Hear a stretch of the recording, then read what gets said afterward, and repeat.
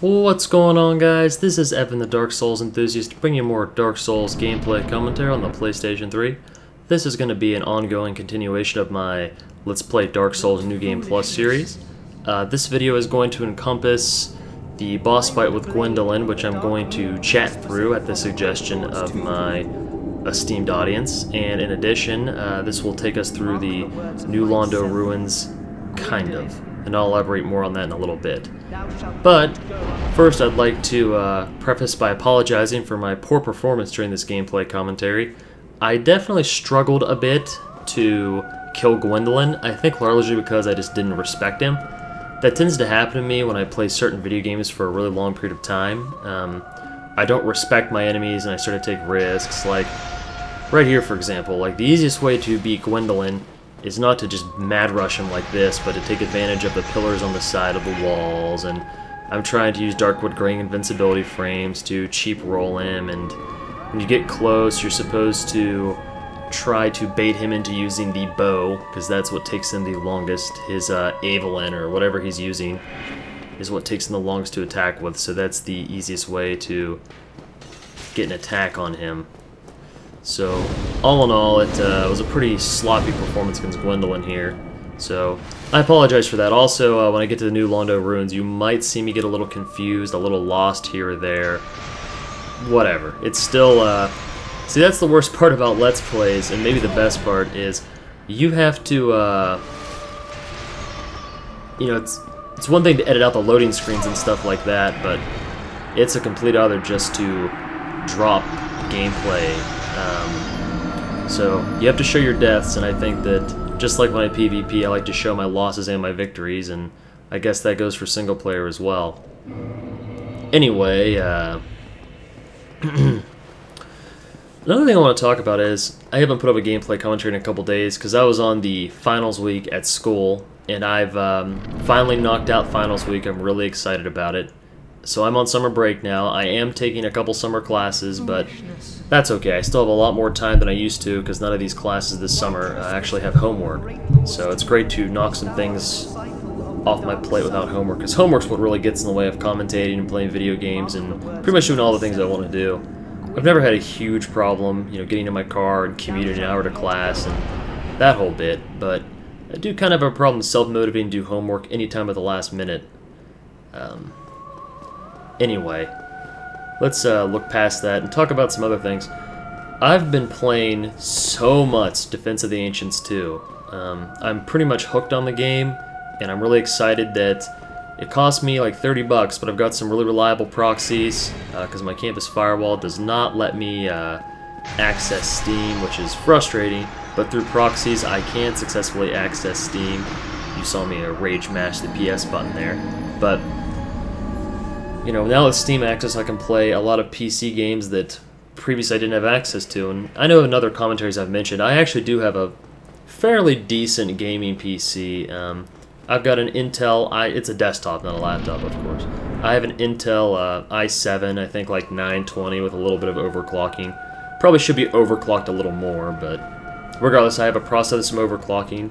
I have an ugly case with a crappy, ugly wiring job with ugly components, ordered off Cyberpower. Good price at the time I ordered it. In retrospect, I probably could have got a better price if I had assembled the whole computer my own from Newegg, but I'm not really big on doing that. It takes a lot of time to shop all the parts and make sure everything's going to be compatible, and I just was too lazy for that. So yeah, I have a gaming PC. It also has a pretty, well, it had a pretty awful graphics card. It just did not think ahead when I ordered my PC a couple years ago, because I ordered it in anticipation of StarCraft 2. So I figured I'd be playing a lot of StarCraft 2 and putting it on YouTube and that whole thing. But StarCraft 2 is a very competitive RTS kind of thing, and I just can't spam clicks fast enough or maintain the focus that you require to play it. I love RTS, but I kind of prefer it single player to multiplayer, because I just don't want to put the time in to be competitive at RTS. Particularly not StarCraft, which is probably the most competitive RTS on the market, which just wasn't for me.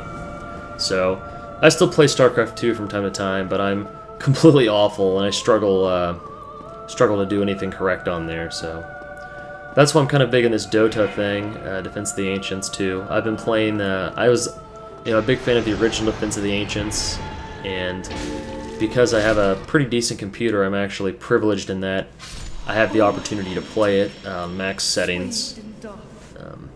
The rest of my components are, I have liquid cooling, some fans that are showing their age. Sometimes you hear a background noise in these commentaries. That's actually one of the fans on my PC getting old.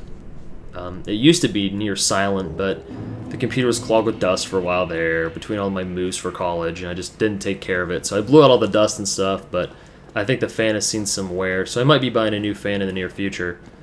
Unfortunately, when I ordered my PC, it had a pretty bad graphics card. You talk about PC gaming, you know, the graphics card is probably the single most critical piece of the computer.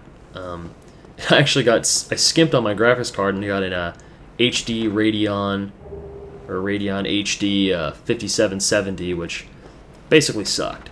Now with that said, I can run almost any game on the market. Well, that's an exaggeration. I can run almost any non-FPS game at near ultra graphics, which is always nice, but then Skyrim came out, which I own on the PC. I just don't do commentaries for it. So, you know, Skyrim came out, and that was too much for my poor PC to handle on ultra graphics and not have an FPS dip.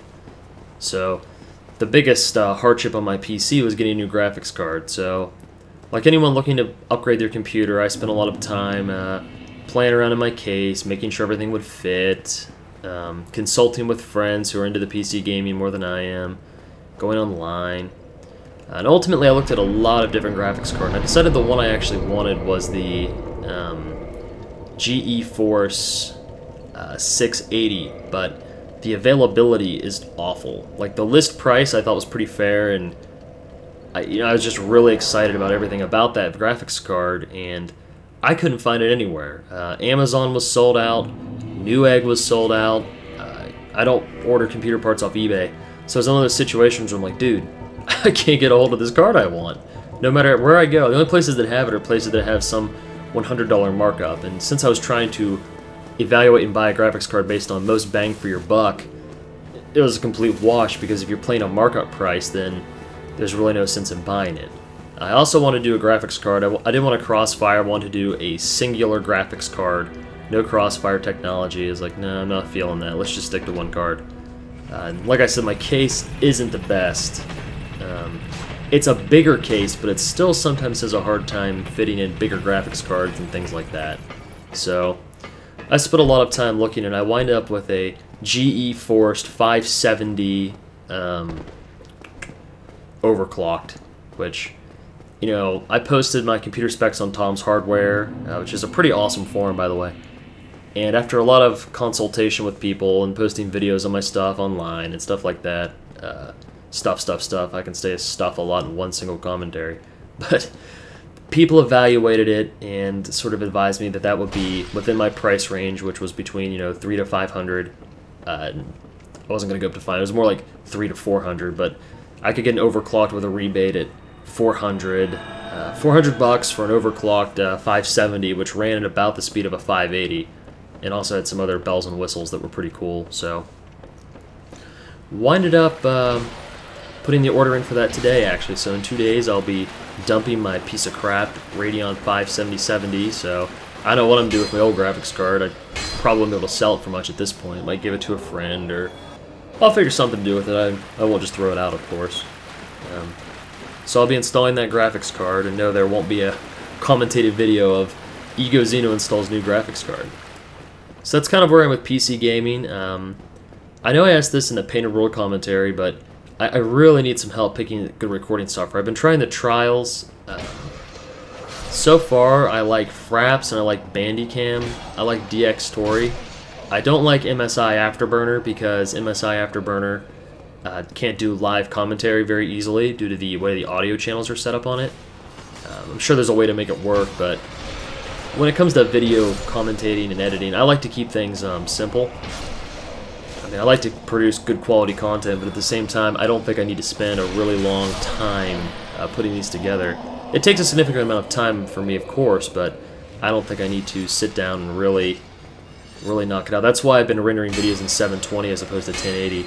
A, to save hard drive space, and B, because the difference between 720 and 1080 is rather minimal, especially on YouTube. So that's kind of where I am with the whole PC commentating. So if anybody knows some pros and cons of each program, let me know. My priorities are, of course, file size and frame rate. Normally when I say file size and frame rate, people say either DxTory or Bandicam. When I say I want the highest quality possible, people say Fraps. I don't know. Fraps produces some enormous file sizes, and I would just be buying a lot of hard drives if I ever actually started to seriously commentate PC gaming. And I think my commentary style will always be focused on consoles, because I just prefer to use the external capture device, and I prefer a controller to a keyboard and mouse because I'm not part of the PC master race. And with that, I definitely do have a gaming PC, and there's a lot of PC games I'm starting to play now, so I feel like it'd probably be appropriate to at least start commentating one game. Defense of the Ancients 2 is a game I want to commentate, but I don't want to do post-game commentary because I'm not an expert in that game, and I think that I would have a lot more to offer the community, provided I was doing like a live commentary, because I haven't done anything live commed on the channel, and that's been requested a lot, is, Ego Xeno live commentary, and I don't like doing it with Dark Souls. I like to listen to a lot of music, blast music while I play Dark Souls and stuff like that, and it just isn't conducive to a live comm. But I think PC gaming, it wouldn't be as annoying for me to set up the live comming stuff, and I think it's a good idea. By the way, I nominate New Londo as one of the more annoying areas of the game. I mean, it's not on par with like Blighttown, of course, but it is. The ghosts make it just sort of stupid. I feel like if they had just done a whole area full of like dark wraiths or something like that, it would have been much cooler. Or if the ghosts didn't take those annoying consumables to make transient curses to make them attackable, or I have to go and get myself cursed by a basilisk. Just a lot of inconveniences that you really don't have to put on an enemy, because I feel like they don't really increase the challenge at all, providing you're popping a transient curse, which, considering how common they are, you obviously should be. So maybe the only developer lesson there is don't be cheap with worthless consumable items, because transient curse is literally only good in this area. I did think the fact that they're at the roll and like could go through walls and stuff like that was not only very ghost-like, but was very cool. Something different, an enemy I'm not used to facing. In other news, I think the Demon's Souls Let's Play is going to be coming this summer. If I continue to have as much free time as I currently do, I think I could definitely make that happen. I don't really want to go through some of the steps, like de-leveling myself to get magical spells, and I've talked about that stuff before, but it still might happen because it's heavily requested, and I do think it would help complete the channel to have,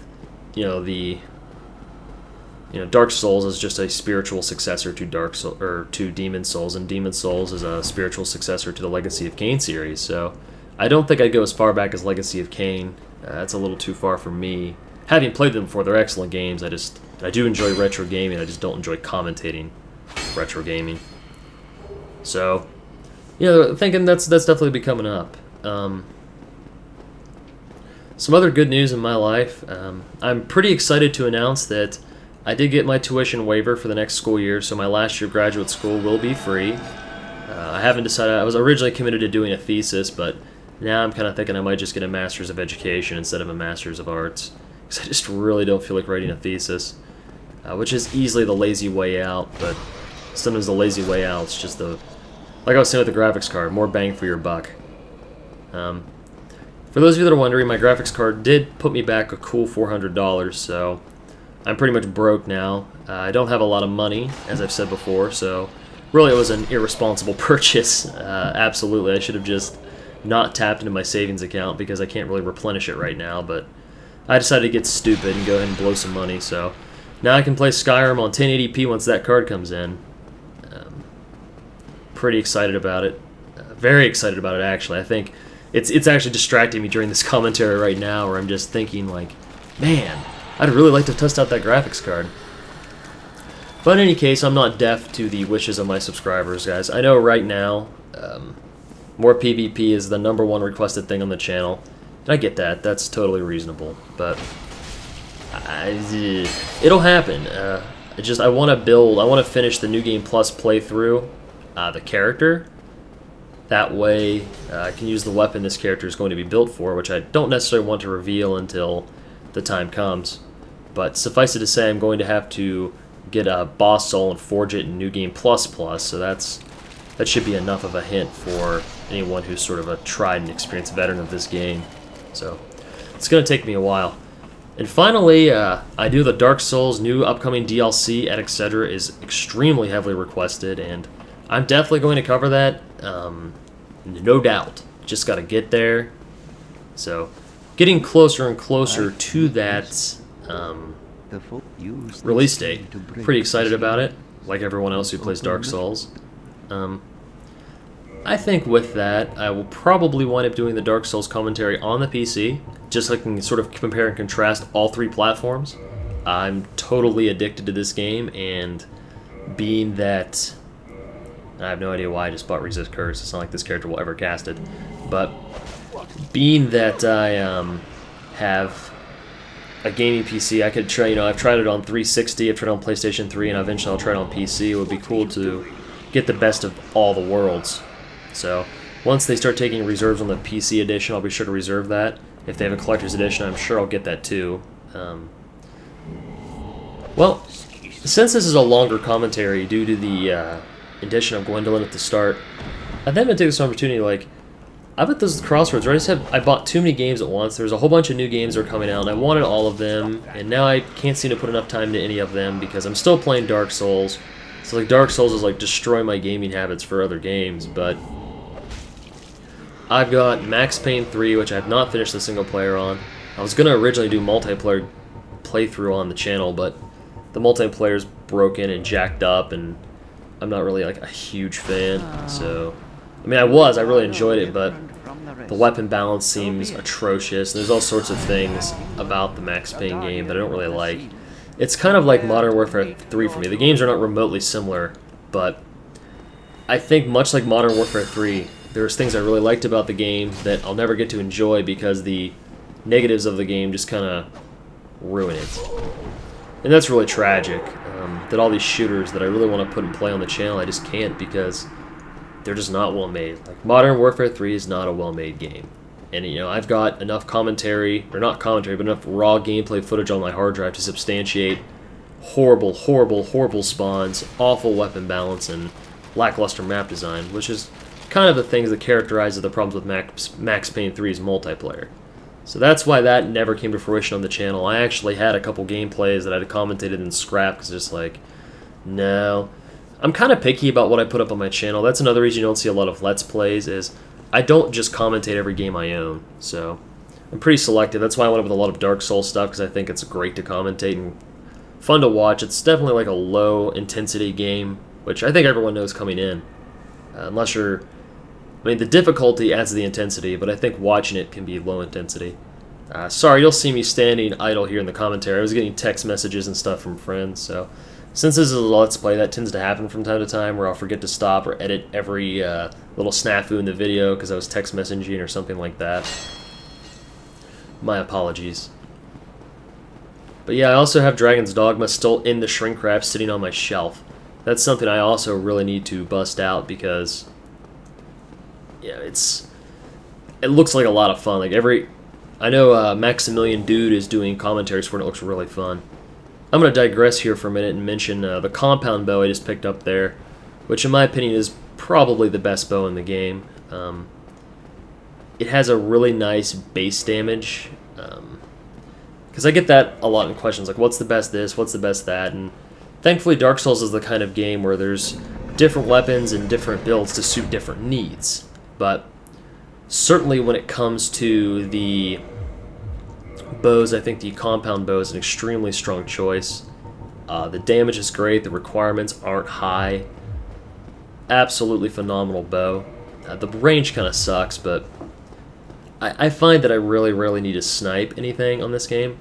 All I really use my bows for, I don't really use them at all anymore, but when I was still learning and couldn't handle large mob packs, I would use a bow to pull a mob or two away from the larger groups that they often come in, particularly in Blighttown. Sometimes I also load up on poison arrows and go PvP with bows, but Once again, don't need a lot of range for that. My use of bows actually sort of became phased out by the Evelyn. I think Evelyn is an item actually a lot of players miss because it comes late in the game, and they may not have the strength to carry it, or if they do, they may not have the weight limit. You know, there are a lot of things that can prevent a player from using the Evelyn, but it's such a cool weapon both for, well, really for anything. It's a good PvE weapon and a good PvP weapon. Easily blocked, but that's okay. Another thing I think deters people from using is the fact that they believe they have to use like a boatload of like lightning arrows, which cost a ton of souls. Like a +5 lightning Evelyn. Like if you're making a +5 lightning Evelyn, you're investing a Titanite slab, and you're investing, you know, a ton of souls. It's like 700 souls a bolt, I think. And I really don't think there's a lot of reason to do that. Just use heavy bolts. The Evelyn will still do more than adequate damage using the heavy bolts. Heavy bolts are dirt cheap, so you can get 99 heavy bolts and rock those all the time, no problem. You still have to use a Titanite slab, unfortunately, to get to +15 on the crossbow. You know, this Dark Wraith guys I'm dropping down right now, they actually drop Titanite slabs, rather. And I've never had a Titanite slab drop from a Dark Wraith. I know they can drop it, and I figured all these times I've played through New Londo, one of them would drop it, but they just never have. In terms of farming rare materials, you know, in this game, really Titanite slab is the only super rare thing in the game that I can think of. Now in Dark Souls, there are several very rare raw materials you had to get a hold of, and probably the worst just had to be Bladestone. There were no guaranteed pure Bladestone drops anywhere in the game, and if you're making like a dual katanas build, which I typically didn't, but if you were making a dual katanas build, you needed to find 2 of them, so that could involve grinding for, you know, like 10+ hours trying to get them, depending on how lucky you are, and that's like MMO styled grinding. Don't get me wrong, I don't think there's anything wrong with integrating a little grinding into an action RPG, but you don't want to wind up like White Knight Chronicles, which was a great game. I really liked White Knight Chronicles, but I wound up not playing it because it was such a grindfest oriented game that I wound up just not being able to commit to it. Whereas Dark Souls has very little grind, maybe a little grind here or there, and I think there's nothing wrong with that. Whereas in Demon Souls, if you weren't duping, which I think you probably shouldn't, certain items did require a significant amount of grinding. Not so much that it compares to like an MMO, but there were those moments where you sometimes felt like you've been grinding for a long time. Excuse me. This is a long commentary. I haven't done a commentary in a couple days, so when they get really long like this, sometimes if I don't have like an itinerary, I run out of things to talk about. Fortunately, I don't think that's the case right now, because I still have some other games that I have like waiting on my shelf to talk about. Like, I have Diablo 3, which I don't even know if I'm ever going to play. I wound up buying the Diablo 3 Collector's Edition from a friend for $100. I was pretty excited about it because they were sold out everywhere at the time. Of course, now you can find them again, but I know he just kind of offered me and I impulse buyed it. I'm not much of an impulse buyer. Normally I'd spend a lot of time deciding to buy things. Much like with the new graphics card I bought, I agonized over that purchase for 3 or 4 days, and I finally just decided that I was going to go for it because it just seemed stupid to have an i7 processor with a crappy budget graphics card. So I got a high-end budget graphics card, you know? That way, in a couple years, I'll have to upgrade again for another $500. PC gaming is actually remarkably expensive. That's not like a secret. Most people know that PC gaming is definitely the more expensive alternative to console gaming is like the inexpensive alternative to PC gaming. Now, I don't agree with people that say that PC gaming is strictly superior to console gaming. It's only a financial issue. I've always enjoyed multiplayer more on console than on PC. But one thing PC always gets, or not always, but almost always gets, is because the PC community just isn't really willing to play many games that don't have dedicated servers, you see a much higher concentration of dedicated servers, which I think is really nice. Whereas on console you get screwed a lot. Like Black Ops 2, which I'm really excited about, is unfortunately, unfortunately I have it reserved on consoles. I could change it to PC, but I don't really know if I want to do that, because I feel like all my friends will play it on the console, and Black Ops 1 was really hard to get to run on a PC, or so I heard. I did not own Call of Duty Black Ops on the PC, I had it on the Xbox, but everyone told me it was atrociously hard to run, and I believe it.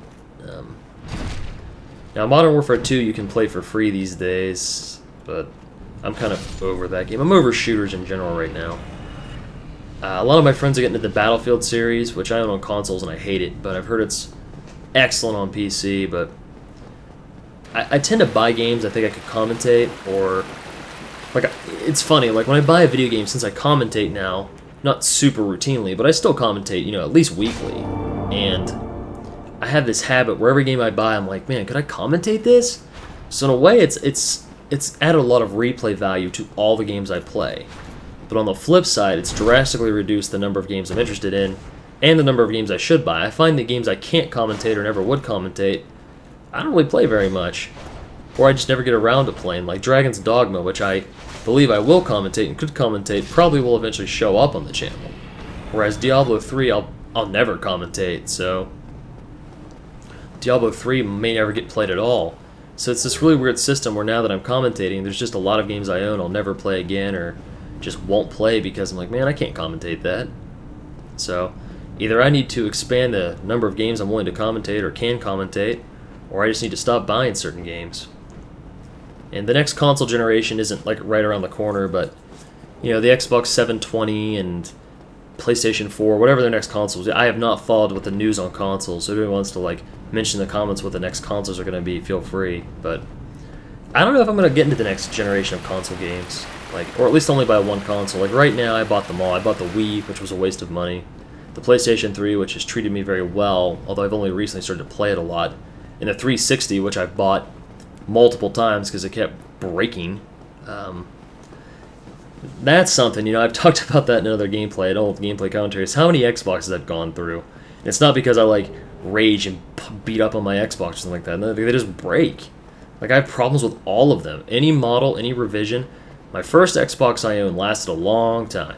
It lasted, like, 3 years, maybe more. I don't know. My first Xbox lasted a long time, and it was a launch model. Like, first Xbox was released, and I thought I was blessed because I never got the red ring. It was actually funny.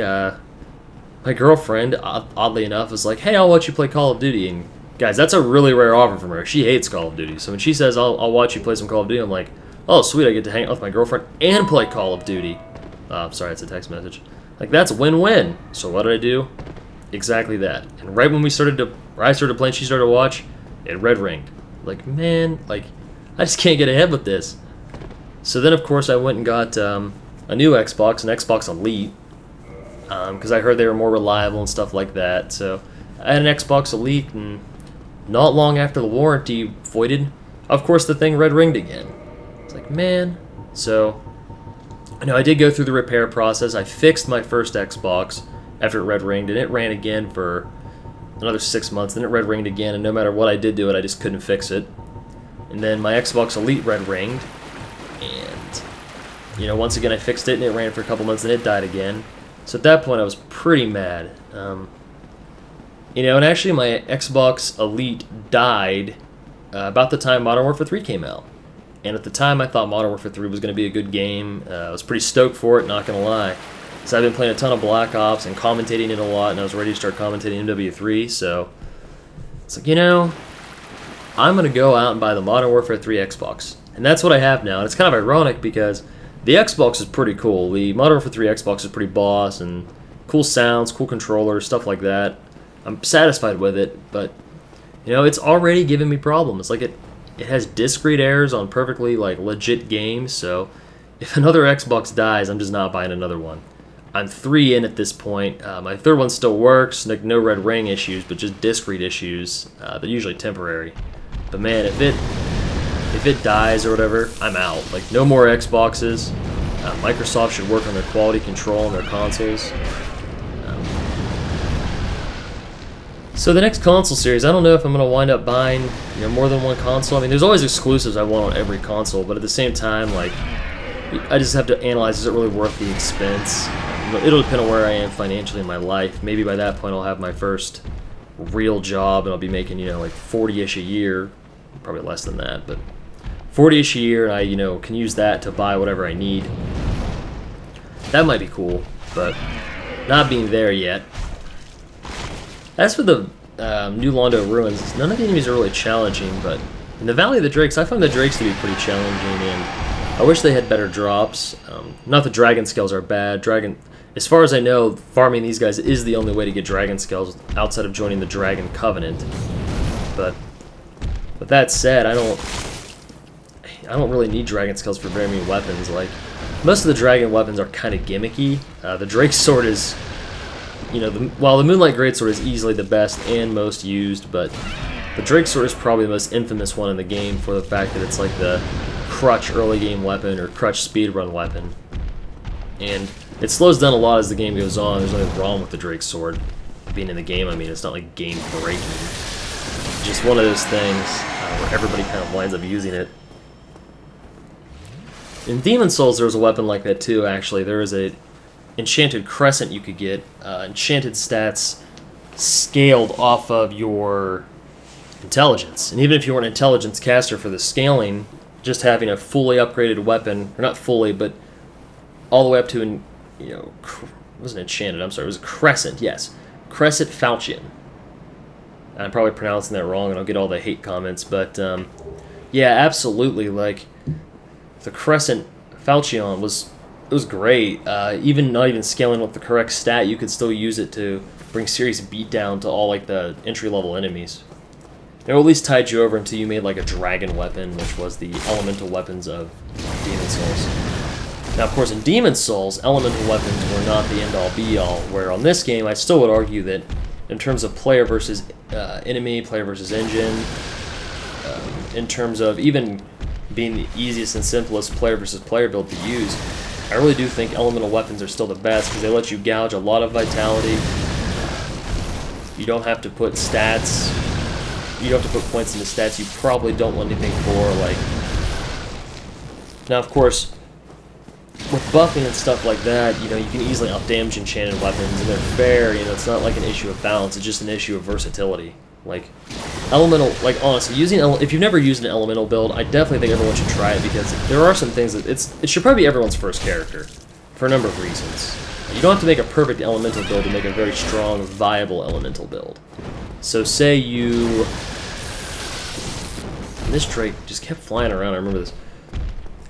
With the elemental builds, like, you can get enough strength and enough dex to use all the non-gimmick weapons in the game, then you could just make whatever weapon you wanted elemental on one character. So it'd be like, it's a great way to test weapons and see what you like. So I definitely recommend all players to start with an elemental build. Start with an elemental build to get enough points and strength and dexterity to use like 80% of all the weapons in the game, and at that point you can start making them elemental and just trying everything out, finding the moveset you like. Because I still get a lot of messages on YouTube like, what's the best weapon, what should I use, and a lot of that comes down to preference and being comfortable with the moveset.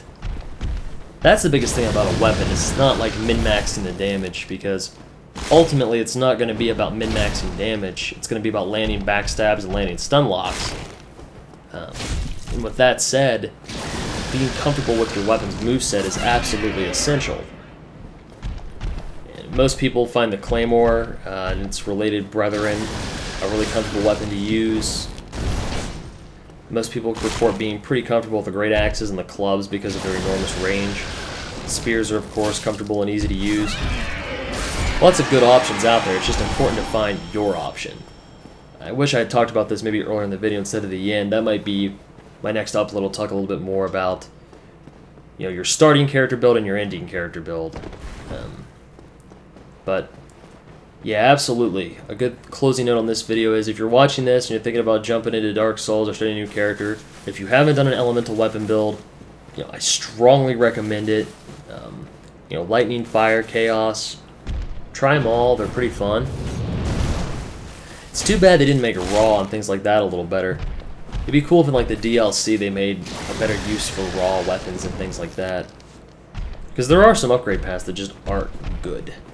Like, buffed weapon, like plus 15 weapons with buffs, or good unique weapons, most of them aren't good, but good unique weapons can easily outperform an elemental weapon in damage. So it's not like a completely imbalanced thing, but it's unfortunate that like the raw weapon path is just completely useless and does nothing.